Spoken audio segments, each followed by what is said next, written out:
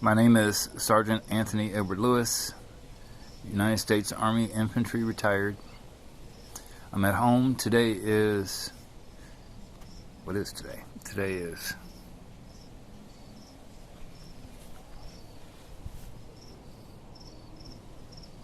October 14th, 2022. It is 2:30.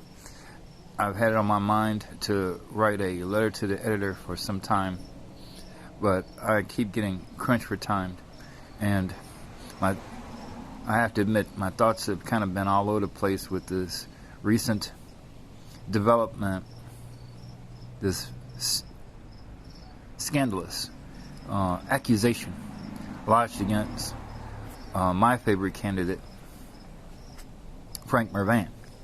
This his opponent is alleging that someone in his camp has released sensitive medical information about her, and I don't believe it for a second. Cui bono? Who does it benefit? For some reason, both political parties are guilty of this. They've conditioned people to make the fatal logic error post hoc, ergo proctor hoc, because one thing preceded by another thing, that thing was caused by the preceding thing. And there's a difference between causality and coincidence. I believe it's a coincidence that this tragic information about Green got released. She hasn't denied it, but she also has no proof that the Mervan camp had anything to do with it. You could argue that Mervan stands to benefit in some way by seeing his opponent exposed in some way, but think about what it is you know about Frank. Is he the kind of person that does this sort of thing? Has he ever done it? Would you honestly believe that he's capable of such dirty politics? I absolutely and emphatically refute that. When you study for a test, you're confident when you take that test. It's only when you are not confident that you even think about cheating. Frank has studied for the test. He knows the subject. He knows the fucking job. He's been doing it. You don't need to cheat. You don't need to lie. You don't have to have a genetic remodification, re-engineering of your DNA in order to win this election when you never fucking had to before. It's just not in him. But it is in his opponent. And it is in the Republican Party to lie. Consistently, they lie. They know that a lie can get around the world twice before the truth comes out. They're relying on people's ignorance and fear, their distrust of our government systems. They don't want you to vote for her. They want you to vote against him. And that is your first fucking clue that they got nothing. The Republicans are bankrupt morally and principally on all of the issues. One of the ways in which you can know this is true is look at who they are propping up. You cannot disprove a negative. And that's what it is they're relying on. They're relying on people not taking the time to search their souls, examine their conscience, look at these people, judge their character, just based on what you already know. Not anything new, but just what it is you knew before this new development. What were your thoughts about that person before this moment? What were your thoughts about Frank Mervan before this moment? Did you know anything about the man? Is this the first thing that you're hearing? If that's the case, then you can see that is what it is the opposition is relying on. Your ignorance. That you'll simply dismiss and disregard any truth on the subject in favor of manipulative, exploitive lies. Now, let's just say hypothetically, it were possible for Ms. Green to actually win the office. Has she made any public statements about her position on sexual assault in the military? Has she stated what it is her intentions are in order to address the issue that she has essentially confirmed affected her personally in a truly traumatic way? It means so much for her to claim that her opponent is this dirty politician. What kind of politician would she be? And would she be motivated to do things better or differently than her opponent? She's not offering shit. She wants to baffle us with bullshit. And when you can't impress people with your brilliance, baffle them with bullshit. And that's what she's doing. I'm anticipating that in the few years to come, the state of Indiana is going to face some dramatic challenges. You can see right now that there's a push to try to promote economic development. And that is in direct response to a trend, that's in direct response to some prevailing national trends. There's been migration away from the Midwest.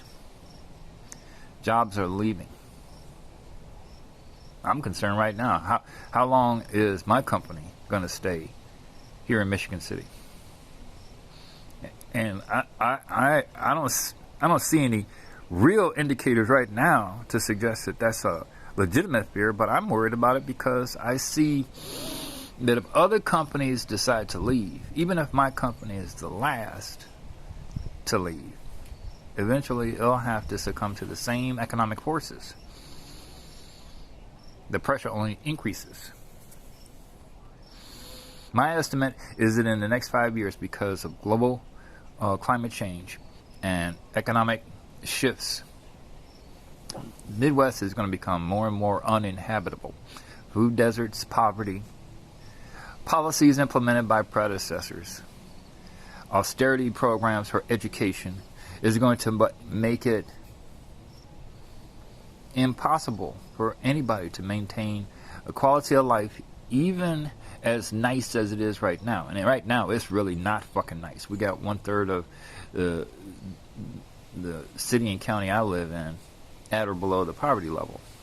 And it's only going to get worse. The thing that contributes to the scarcity is bad policy makers, bad politicians.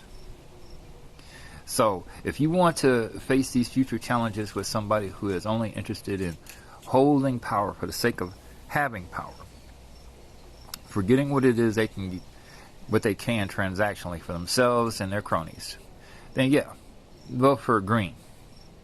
But if you actually give a shit, if you know your history and you care about the future, you have only one moral choice. And believe you me when I tell you, I'm not a fan of the Democratic Party.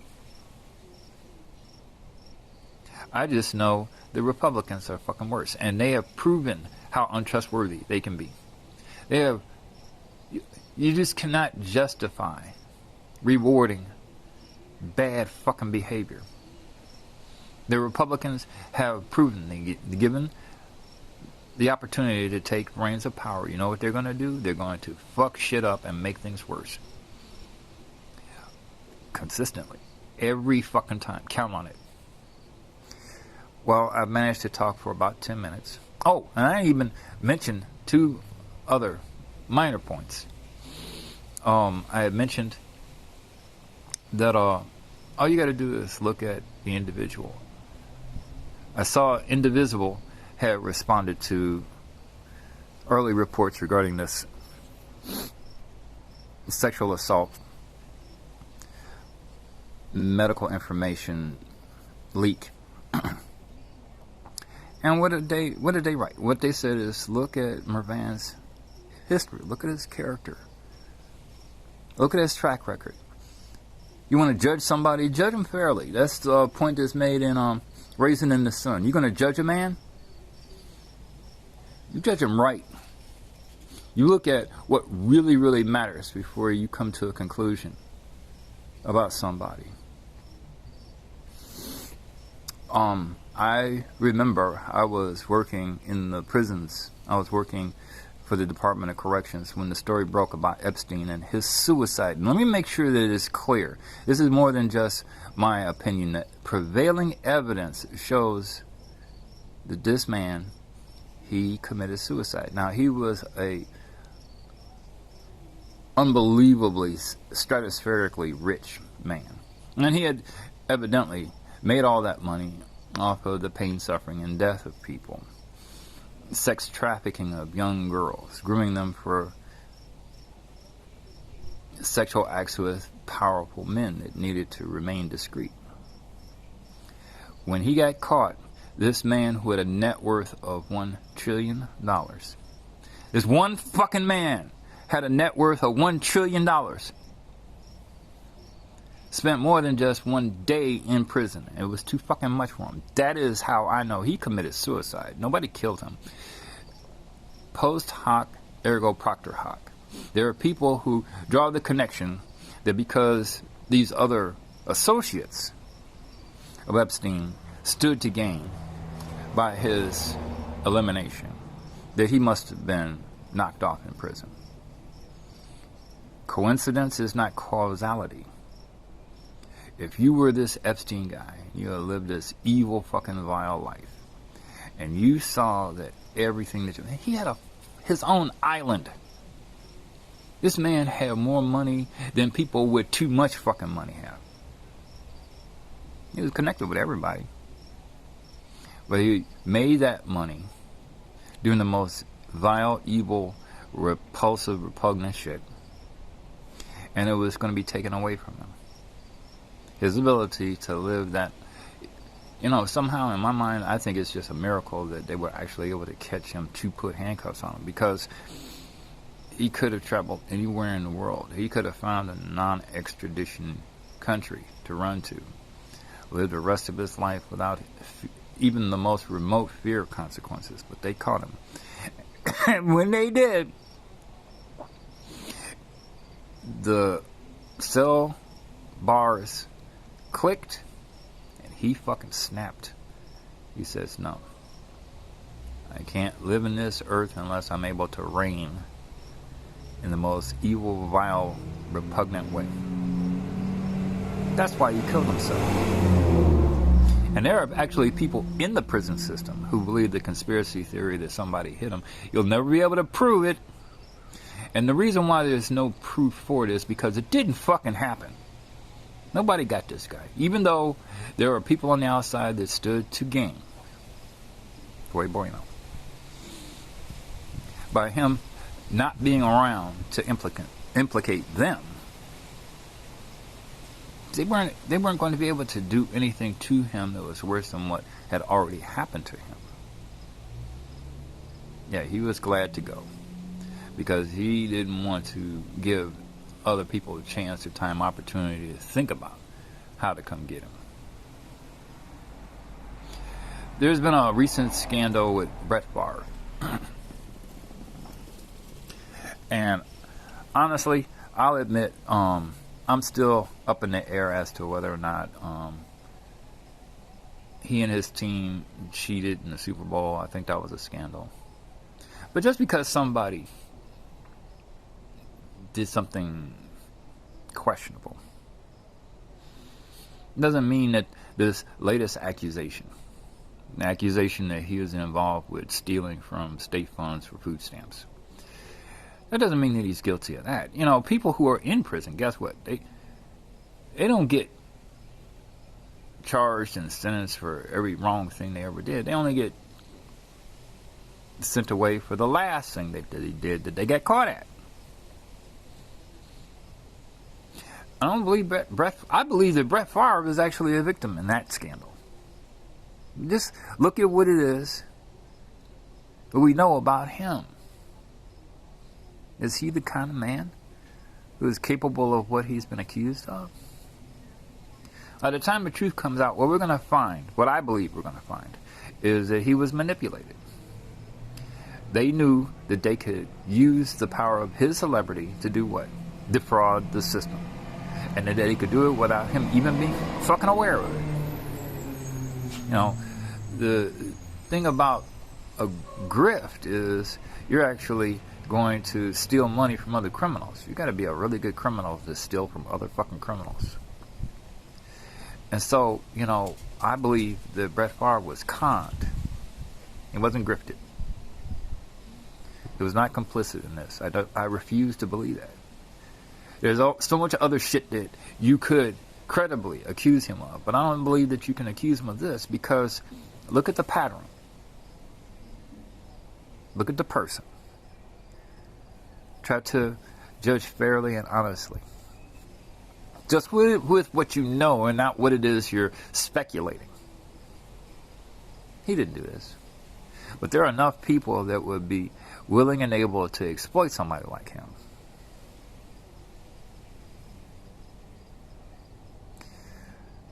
I'm looking at Frank and I'm thinking to myself, I feel so very, very sorry for you that this is what our politics has been reduced to.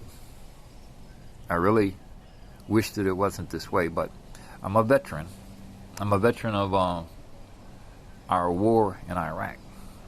And you don't get to choose. You don't get to choose the wars and the battles that you have to fight in this life. They choose you. And so I want to encourage my friend Frank, don't be disheartened. The thing that's important, I think the thing that more and more people in our country are being compelled to confront and look at in examining themselves and looking at our political process, is that sometimes it doesn't matter whether or not you win or lose, but that you fight.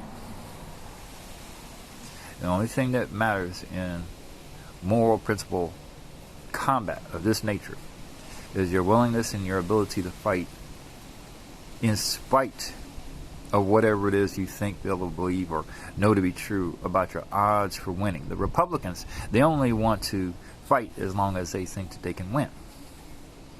But the thing that might save the Democratic Party, might reform it from its checkered past, it's its ability to fight for what's right because it's right. I was at a city council meeting, I think it was, and I saw this Novak guy. I think he had made this point about how, you know, this political process is what we use to elect our leaders, but then after the election, then it's time to do the job. And you set all politics aside in order to serve all of your constituents, even those that didn't vote for you. I believe that the Democrats have a chance and opportunity now to demonstrate their understanding, respect, appreciation for a kingdom principle. It's also an Army core value. Selfless service. We saw with Cheney from the January 6th committee, we saw her selflessly sacrifice her position in order to do what's right. She happened to be a Democrat, but there are some... No, she's a Republican, that's right. Oh. Kinzinger, doing what's right. Country above party. We need more and more people like who was that colonel? Colonel Vindman. We need more people of principle, moral courage, fortitude. Win or lose, you have to be willing to fight for what's right because it's right. Or this really will cease to be America. I I'm sure I have more to say, but I don't want to take up more than 20 minutes. Again, my name is Sergeant Anthony Edward Lewis, United States Army Infantry, retired. I live and work in Michigan City, Indiana. I'm originally from Chicago. I put together this video in response to things that I saw sent to me via email regarding slanderous defamation, libelous character assassination, levied against my friend Frank Mervan. I don't believe that he deserves this, and as long as this is the nature of our discourse, then we're not spending any time talking about the military, education, healthcare, commerce, the important business of everyday life, kitchen table issues. We're not talking about taxes. We're not talking about anything that truly matters. It's a deflection and it's a distraction. And if this is what you want to continue to see as a part of the landscape in our politics, vote for green. I am. But if you want to see improvement in the process, if you want to see choices being easier to make in the future, you have to vote for Mervan. You absolutely have to. It's a no fucking brainer. Again, I invite anyone who's able to see this video to share, like, comment, and I hope that I was able to say something that was really going to help my friend.